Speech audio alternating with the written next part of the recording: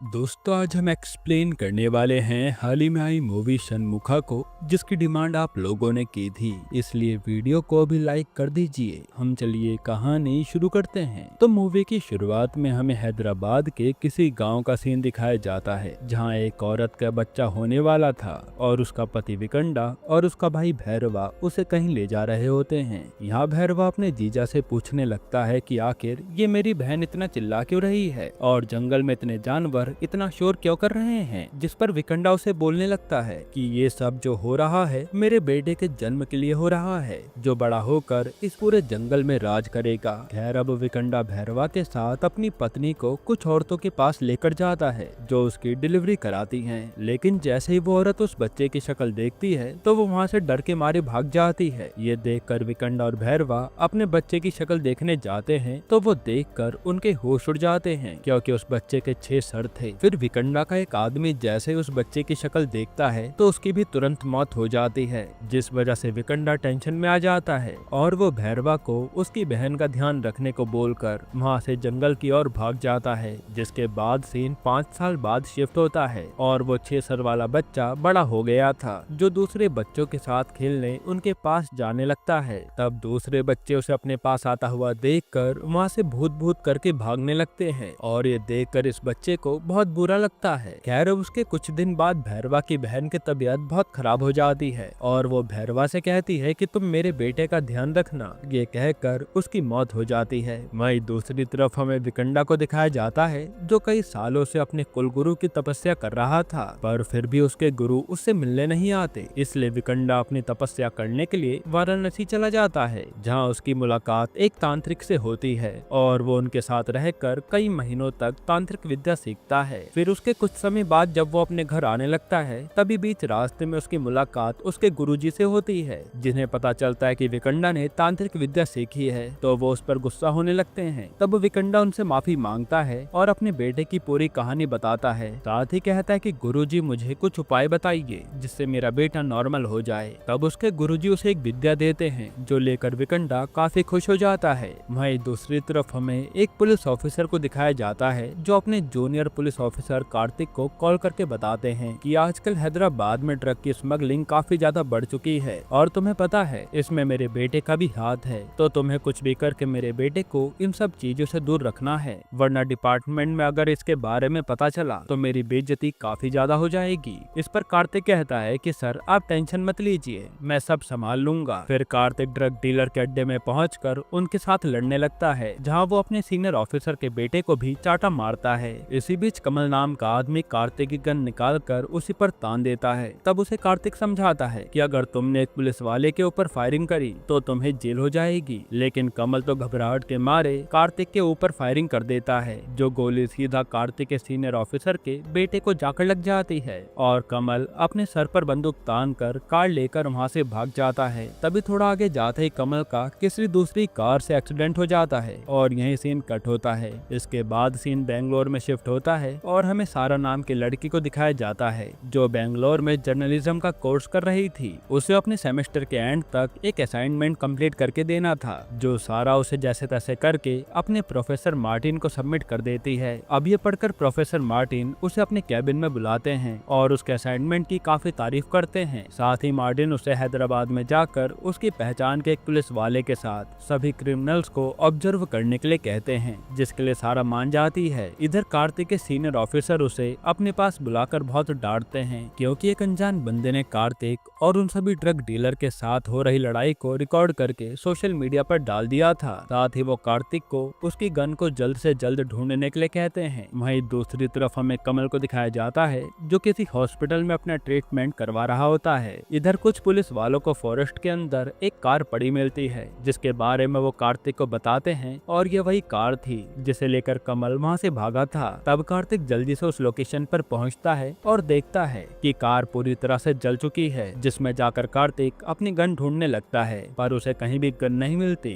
फिर कार्तिक अपनी टीम को आसपास के सभी हॉस्पिटल में जाकर कमल के बारे में पता लगाने को कहता है। वहीं दूसरी तरफ हमें एक जावेद नाम के बच्चे को दिखाया जाता है, जिसकी माँ का कैंसर का ऑपरेशन हुआ था और वो अपनी माँ को देखकर काफी ज्यादा रो रहा होता है। पर तभी जावेद को किसी का कॉल आता है कि चिंता मत करो, तुम्हारी माँ ठीक हो जाएगी। जाएगी और मैं उनके ऑपरेशन का सारा पैसा भर दूंगा। इधर कमल हॉस्पिटल से भागकर अपने घर आता है, जिसके टेलीफोन पर किसी का कॉल आता है जो कोई और नहीं बल्कि भैरवा था। यहाँ भैरवा कमल को कहता है कि एक आदमी तुम्हारे प्लान के बारे में पता कर रहा है और तुम्हें उसके बारे में खुद पता लगाना होगा। वहीं दूसरी तरफ सारा विजयवाड़ा में आकर अपनी फैमिली से मिलती है, जिसके आते उसकी फैमिली उसको एक लड़के से मिलवाते हैं। फिर सभी लोग लड़का लड़की को अकेले में जाकर बात करने के लिए कहते हैं। तभी सारा के पास उसके प्रोफेसर मार्टिन का कॉल आता है, जो उसे बताता है कि उसने हैदराबाद के पुलिस स्टेशन में बात कर ली है और वो वहाँ उनके पास जा सकती है, जो सुनकर सारा खुश हो जाती है। अब उसी रात हमें विकंडा को दिखाया जाता है, जहाँ भैरवा एक पिंजरे में कुछ खतरनाक सी चीजें लेकर आता है और यहाँ इसके ऊपर विकंडा अपनी विद्या यूज करने लगता है। तभी सीन कट होता है। अब अगले दिन सारा की माँ उसे स्टेशन तक छोड़ने उसके साथ आती है, जिनकी बातों से हमें पता चलता है कि सारा उस लड़के के साथ शादी नहीं करना चाहती। फिर सारा वहाँ से बस पकड़कर हैदराबाद चली जाती है, जहाँ वो प्रोफेसर मार्टिन के कहने पर वहाँ के सीनियर ऑफिसर से मिलती है और वो सारा को कार्तिक के पास जाने के लिए कहते हैं। तब उनके कहने पर सारा कार्तिक से मिलने उसके कैबिन में चली जाती है, लेकिन उसे देखकर कार्तिक भड़क जाता है और वो कहता है कि तुम यहाँ से चली जाओ। जिस पर वहीं खड़ा कांस्टेबल कार्तिक को बताता है कि सर इन्हें SI सर ने आपके साथ काम करने के लिए भेजा है। तभी सारा कार्तिक को अपने प्रोजेक्ट के बारे में बताती है, जिसके प्रोजेक्ट का टॉपिक विमेंस डाइट था कि आखिर ये इतनी लेडीज मर क्यों रही हैं।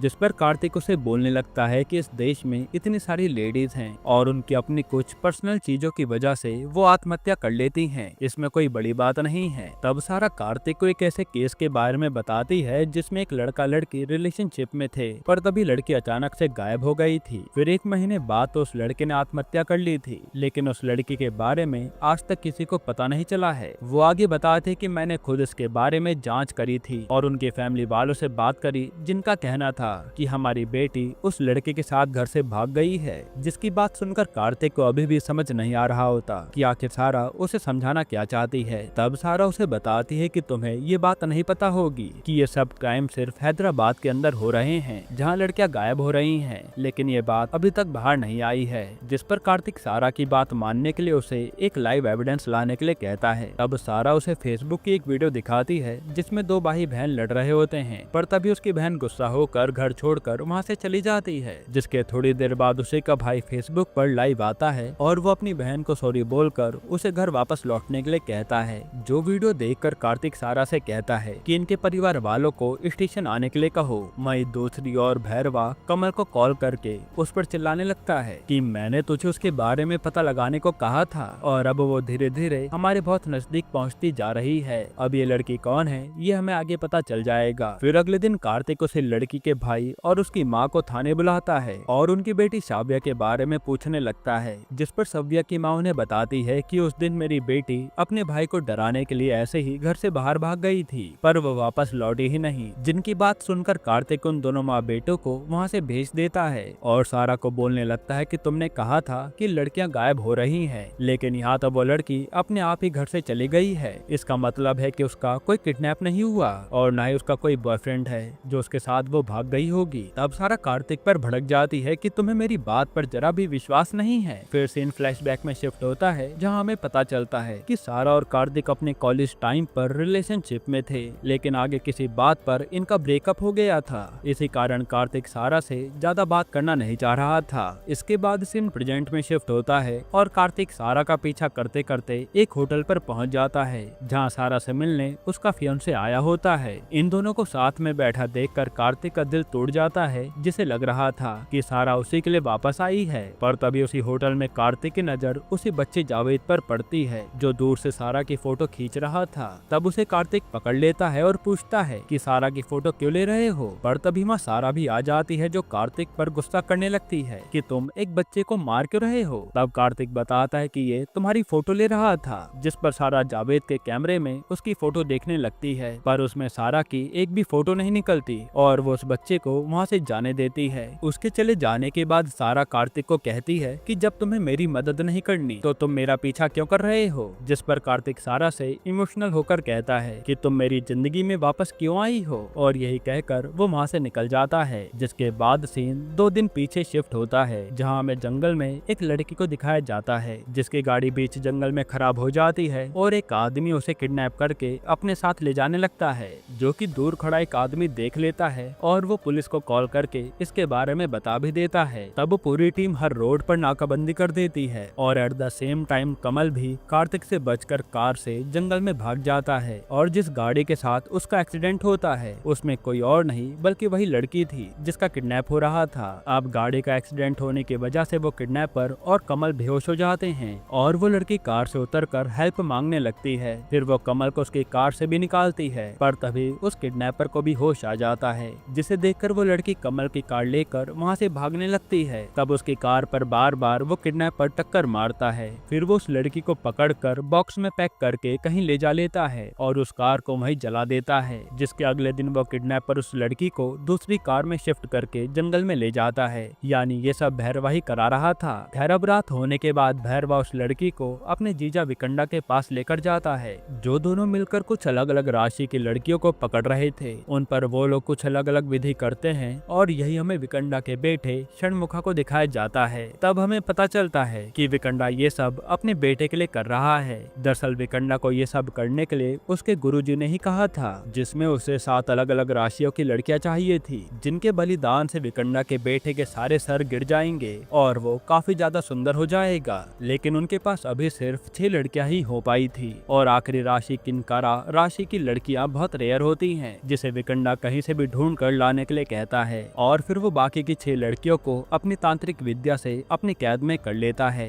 खैर अब सीन प्रेजेंट में शिफ्ट होता है, जहाँ सारा कार्तिक को बोलने लगती है कि तुम्हें एविडेंस चाहिए थे ना, मुझे एविडेंस मिल गया है, तुम जल्दी से मेरे फ्लैट पर आ जाओ। तब कार्तिक जल्दी से तैयार होकर सारा के फ्लैट पर पहुंच जाता है, जहां जावेद भी सारा के साथ था। उसे देखकर कार्तिक को अब भी जावेद पर शक हो रहा होता है। फिर यहाँ कार्तिक सारा से पूछता है कि तुम्हारे पास कौन सा सबूत है जो तुमने मुझे इतनी जल्दी बुला लिया। सारा कार्तिक को बताती है कि तुम्हें लग रहा था ना कि शाव्या का बॉयफ्रेंड नहीं है, मुझे पता चला है कि शाव्या के गायब होने से पहले उसका बॉयफ्रेंड था जिसका नाम श्रीकांत था। जो देखकर अब कहीं ना कहीं कार्तिक को भी सारा की बातों पर यकीन होने लगता है। फिर ये बात न्यूज पर भी आने लगती है, जो न्यूज भैरवा भी देख रहा था और वो कमल को कॉल करके सारा को जल्द से जल्द पकड़ने के लिए कहता है, यानी अगला टारगेट सारा ही थी। वहीं दूसरी तरफ कार्तिक सारा के साथ सव्या के बॉयफ्रेंड श्रीकांत से मिलने उसके घर जाता है, लेकिन वहाँ ताला लगा होने की वजह से वो उसके पड़ोसी से उसके बारे में पूछता है, जिन्हें उनके पड़ोसियों से एक शॉकिंग बात पता चलती है कि असल में शाव्या श्रीकांत के नहीं कौशल नाम के लड़के की गर्लफ्रेंड है और अभी कुछ दिन पहले शाव्या को लेकर इन दोनों के बीच में लड़ाई हुई थी। और यहीं हमें एक और बात पता चलती है कि ये श्रीकांत और कोई नहीं, 2 दिन पहले लड़की को किडनैप करने वाला लड़का ही है। साथ ही उनका पड़ोसी उन्हें बताता है कि जिस दिन इनके बीच लड़ाई हुई थी तो मैंने पुलिस को कंप्लेन कर दी थी, जिन्हें आकर पुलिस ने अरेस्ट कर लिया था और अपने साथ थाने ले गए थे। तब ये सुनकर कार्तिक सारा के साथ उसी पुलिस वाले से मिलने थाने पहुंच जाता है और उसके पास जाकर उसे उस पूरे मैटर के बारे में पूछता है, जिन्हें वो पुलिस वाला बताता है कि उनके बीच मिसबिहेव को लेकर लड़ाई हुई थी, जो मैंने शॉर्ट करवा कर उन्हें भेज दिया था। तब कार्तिक उस पुलिस वाले से कौशल का नंबर लेकर उसे कॉल करता है, जिसका कॉल उसका पिता उठाता है और वो कार्तिक को बताता है कि उसका बेटा यूएस चला गया है। इस पर कार्तिक कौशल का दूसरा नंबर लेकर उसे कॉल करता है और उस रात हुए पूरे मैटर के बारे में पूछता है। इस पर कौशल बताता है कि सर, मेरा असल में किसी बात को लेकर शाव्या के साथ झगड़ा हुआ था, लेकिन नाम श्रीकांत का आ गया था, जिसके बाद मैंने शाव्या से ब्रेकअप कर लिया था। अब सारी बात जानने के बाद कार्तिक श्रीकांत को भी कॉल करता है, लेकिन उसका फोन स्विच ऑफ आ रहा था। वहीं दूसरी तरफ कमल एक आदमी को कॉल करके सारा को मारने की सुपारी दे देता है। इधर एक कांस्टेबल घर में बैठा काफी सारे केस की फाइल्स पढ़ रहा होता है, जिसमें उसकी नजर वर्षिता नाम की लड़की पर पड़ती है और ये वही लड़की होती है जिसने कमल के हाथ में अपना नंबर लिखा था। जो देखकर वो कांस्टेबल कार्तिक को कॉल करके बताता है कि मुझे एक वर्षिता नाम की लड़की के बारे में पता चला है, जो 3 दिन पहले गायब हुई है। इधर कार्तिक को कमल के लोकेशन के बारे में पता चल जाता है, जिसे लेने वो अकेले ही उसके अड्डे पर जाता है और यहाँ कमल के साथ उसके काफी सारे आदमी भी होते हैं। तब उन्हें एक एक करके कार्तिक मारता है और मौके का फायदा उठाकर कमल वहाँ से भाग जाता है। इसके बाद कार्तिक यहाँ सारा से मिलता है और वर्षिता की फोटो दिखाकर उससे उसके बारे में पूछता है, जिसे पहचाने से सारा साफ इनकार कर देती है। वहीं दूर सारा को मारने के लिए एक किलर स्नाइपर से निशाना लगाए बैठा होता है, पर तभी कार्तिक को साइड में बैठा देखकर वो किलर सारा को बिना मारे वहाँ से चला जाता है। असल में पुलिस वाले को देखकर वो किलर डर गया था, जिसके बाद सारा कार्तिक को अपने फ्लैट पर ले जाती है और यहाँ ये दोनों अपनी पुरानी बातों को याद करके आज आज एक दूसरे के साथ इंटीमेट हो जाते हैं। फिर उसकी अगली सुबह कार्तिक के पास उसके कांस्टेबल का कॉल आता है और वो जल्दी से एक लोकेशन पर उसे पहुंचने के लिए कहता है, जहां पुलिस वालों को श्रीकांत की लाश मिलती है और फोरेंसिक टीम कार्तिक को बताती है कि श्रीकांत की मौत को लगभग 3 दिन हो गए हैं। साथ ही कार्तिक श्रीकांत के मोबाइल से उसका कॉल रिकॉर्ड चेक करने लगता है, जिसमें लास्ट डायल कौशल का था और इन दोनों ने इंडियन नंबर से ही कॉल किया था। साथ ही श्रीकांत के व्हाट्सएप पर वर्षिता की फोटो भी होती है, जो देखकर कार्तिक एक इमेजिनेशन बनाता है कि जरूर श्रीकांत ने वर्षिता को किडनैप किया होगा। लेकिन आखिर श्रीकांत के वर्षिता को किडनैप करने का कारण क्या होगा? अब ये सारी बातें न्यूज पर भी बताई जाने लगती है, जो देखकर कौशल अपने बड़े भाई मोहन को कॉल करता है, जो पुलिस वाला था। तब मोहन कौशल को छुप जाने के लिए कहता है ताकि उस पर कोई आंच न आए। फिर रात को वो कौशल से मिलने एक बार में जाता है। तभी कार्तिक भी मोहन को पकड़ने के लिए उसके पास आता है और हाथों हाथ कौशल को भी पकड़ लेता है। तब यहाँ इनके बीच लड़ाई होने लगती है और कौशल वहाँ से एक रूम में जाकर छुप जाता है। तभी उसकी तबीयत एकदम से खराब होने लगती है और वो वहीं बेहोश हो जाता है। यहाँ कार्तिक मोहन से कौशल और श्रीकांत के बारे में पूछने लगता है, जिसे मोहन सब कुछ बताने लगता है कि श्रीकांत जब कॉलेज में था तब कौशल उसका सीनियर था, लेकिन कुछ मिसकम्युनिकेशन की वजह से कौशल को लगने लगा कि शाव्या उससे प्यार करती है, बल्कि वो तो श्रीकांत से प्यार करती थी। जिसके बाद कौशल अपनी पढ़ाई करने के लिए यूएस चला गया और जैसे उसे श्रीकांत और शाव्या के अफेयर के बारे में पता चला तो वो तुरंत अपनी पढ़ाई छोड़कर हैदराबाद आ गया था। फिर वो सीधा श्रीकांत के घर जाकर लड़ने लगा, जिसकी कंप्लेन मेरे पास आई और फिर मैंने अपने भाई को प्यार और डांट दोनों से समझाया था, जिसके बाद ये मैटर खत्म हो गया था। लेकिन उसके कुछ दिन बाद श्रीकांत का कौशल पे कॉल आया कि अगर तुम शाव्या को बचाना चाहते हो तो तुम्हें मेरे घर जाकर टेबल पर रखी एक लड़की की फोटो को मुझे भेजना होगा। जिसके कहने पर कौशल वैसा ही करता है और वो लड़की कोई और नहीं वर्षिता ही होती है। जिसके कुछ घंटे बाद श्रीकांत का कौशल के पास फिर से कॉल आता है और वो उसे सबसे छुप कर रहने के लिए कहता है। फिर कॉल कट करते ही वो अपने आप को जान से मार देता है। अब सारी बात बताने के बाद मोहन कार्तिक को कहता है कि मैंने अपने भाई को इसलिए छुपा कर रखा था ताकि उनका हाल भी श्रीकांत और शाव्या की तरह ना हो जाए। लेकिन सर, आपने मेरे भाई को भी अब इस केस में इन्वॉल्व कर दिया है और अब मुझे अपने भाई की टेंशन हो रही है। जिनकी बात सुनकर सारा कुछ नोटिस करती है कि जितनी भी लड़कियां गायब होती हैं, उसी के कुछ घंटों बाद उनका बॉयफ्रेंड भी आत्महत्या कर लेता है। इसका मतलब है कि जैसे श्रीकांत ने शाव्या की जान बचाने के लिए वर्षिता को किडनैप किया था, वैसे ही वर्षिता का बॉयफ्रेंड वर्षिता को बचाने के लिए दूसरी लड़की को किडनैप करेगा। यहाँ सारा सोचती है कि ये एक तरह का ब्लैक मैजिक है। जिसके बाद हम देखते हैं कि कार्तिक को फिर से कमल की लोकेशन के बारे में पता चल जाता है और इस बार कार्तिक उसे पकड़ लेता है। यहाँ कमल बताने लगता है कि तुम जो सोच रहे हो वैसा कुछ भी नहीं है, बल्कि हैदराबाद में लड़कियों के लिए एक बहुत बड़ा माया जाल बनाया जा रहा है और उसको पूरा करने के लिए बस अब आखिरी लड़की की राशि किनकरा बची है और वो कोई और नहीं बल्कि तुम्हारी सारा है, जिसकी बलि जल्द ही दे दी जाएगी। जो सुनकर कार्तिक शॉक्ड हो जाता है और कमल को धमकी देने लगता है कि अगर सारा को कुछ भी हुआ तो मैं किसी को छोड़ूंगा नहीं। पर तभी कमल के पास भैरवा का कॉल आता है, जो उसे बोलने लगता है कि कार्तिक के हाथ में एक धागा बंधा है ना, तुम उसे निकाल दो, बाकी सब मैं देख लूंगा। जिसके कहने पर कमल वो धागा निकाल देता है और कार्तिक से कहता है कि अपनी सारा को बचा सकते हो तो बचा लो। जिसके कहने पर कार्तिक वहाँ से भाग जाता है। वही भैरवा पीछे से जाकर कमल को जान से मार देता है, क्योंकि अब उसका ये काम पूरा होने वाला था। इधर कार्तिक सारा से मिलकर उसे बताता है कि तुम्हारी जान खतरे में है, पर तभी विकंडा कार्तिक को अपने वश में कर लेता है। फिर वो कार्तिक के सामने आकर सारा को उसके हवाले करने के लिए कहता है और कार्तिक से वहीं बैठ जाने के लिए भी कहता है।